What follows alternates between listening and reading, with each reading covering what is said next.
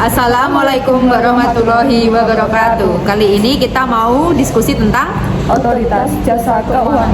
Perkenalkan, nama saya Gresinda Clarita Prima dengan NIM 20031021007. Dengan saya Dia Fadila Natakusuma dengan NIM 20031021110. Saya Putri Fadila Rahma dengan NIM 20031021113. Oke, kali ini aku pengen bertanya sama kalian. Oke? Soalnya aku nggak begitu hafal dan nggak begitu paham mengenai materi ini. Ya. OJK berhak nggak sih menutup lembaga keuangan dengan alasan tertentu? Kalau menurut aku sih, OJK itu berhak untuk menutup lembaga keuangan karena itu pemerintah yang bertugas mengatur dan mengelola sektor jasa keuangan di Indonesia, sehingga OJK memiliki kewenangan untuk menutup lembaga keuangan fintech yang tidak memenuhi persyaratan dan standar yang ditetapkan oleh OJK itu sendiri. Oke, terus siapa yang mau tanya lagi? Oh, aku mau tanya, kalian ada yang tahu nggak siapa yang memimpin OJK itu? Oh iya, kalau nggak salah sih itu Mahendra Siregar. Ya betul banget, Pak iya. Mahendra Siregar. Iya benar. Terus Siapa lagi yang mau tanya? aku mau tanya, kalau OJK itu bisa memiliki kaitannya dengan Kementerian Keuangan nggak? Kaitan? Maksudnya iya, kayak OJK dengan Kementerian Keuangan itu ada kaitannya atau enggak gitu loh? Setahu aku sih ada kaitannya ya, karena OJK memiliki tugas membahas anggaran DPR. Nah, itu nanti hasil pembahasannya itu dilaporkan ke Kementerian Keuangan. Terus nanti menjadi bagian yang tidak terpisahkan dari APBN, kayak gitu. Terus aku mau tanya lagi nih teman-teman, Ya, aku tuh- karena aku nggak begitu paham ya. Iya. Kita sharing aja. Oke. Apa sih kaitannya OJK dengan Bank Indonesia? Oh, jadi kaitan OJK dengan Bank Indonesia itu yang pertama, OJK berkoordinasi dengan BI dalam membuat peraturan pengawasan di bidang keuangan atau di bidang perbankan. Dan yang kedua itu tidak banyak dalam pembuatan aturan. BI dan OJK juga harus terintegrasi dalam tukar menukar informasi tentang perbankan. Dan yang terakhir ya, yang ketiga itu dalam rangka pemeriksaan bank, BI dan OJK juga terus melakukan hubungan timbal balik.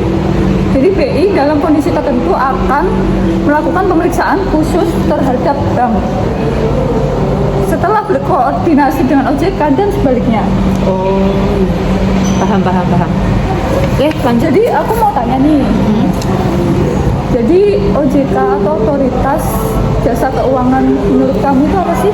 Oh, jadi kalau OJK menurut aku sih itu seperti lembaga independen yang berkaitan dengan sektor keuangan serta pengawasan yang terintegritas terhadap keseluruhan kegiatan di dalam sektor jasa keuangan. Gimana menurutmu?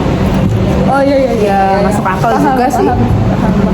Terus oh iya, kalau tentang sejarah sama latar belakang OJK itu gimana sih?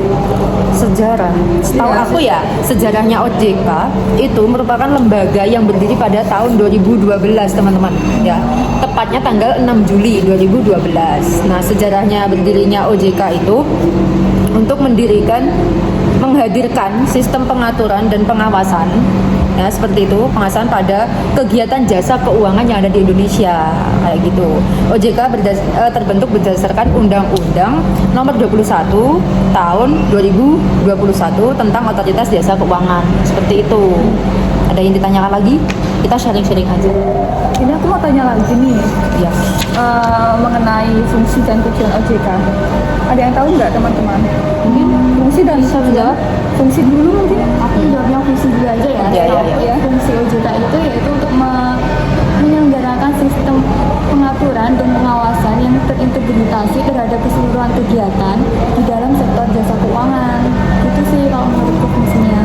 Kamu ada yang tahu nggak sih tujuannya? Tujuannya, setahu aku ya, tujuan OJK itu mewujudkan terselenggaranya semua sektor jasa keuangan secara adil, transparan, teratur, dan juga akurat. Ya, seperti itu. Terus mewujudkan sistem keuangan yang bisa tumbuh secara berkelanjutan dan juga stabil.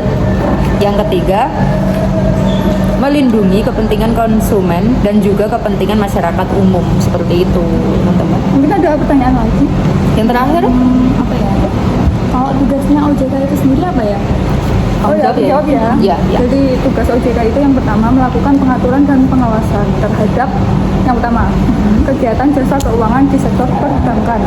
Dan yang kedua itu kegiatan jasa keuangan di sektor pasar modal, dan yang ketiga kegiatan jasa keuangan di sektor perasuransian, dana pensiun, lembaga pembiayaan dan lembaga jasa keuangan lainnya. Mungkin ada yang ingin menambahkan tentang wewenang OJK? Boleh, aku aja. OJK. Nah, menurut aku ya kalau wewenang OJK itu aku jawab satu aja ya. Oke. Tidak begitu lama. Melakukan pengawasan serta pengaturan kegiatan usaha bank seperti penyediaan dana, aktivitas di bidang jasa serta produk hibridasi. Nah, seperti itu. Singkat aja ya, nggak apa ya. Yang Oke. penting paham. Iya, yang penting paham. Udah paham semua? Paham. Kalau paham semua ya. Oke, paham. diskusi Oke. kita hari ini sudah selesai. Wassalamualaikum warahmatullahi wabarakatuh.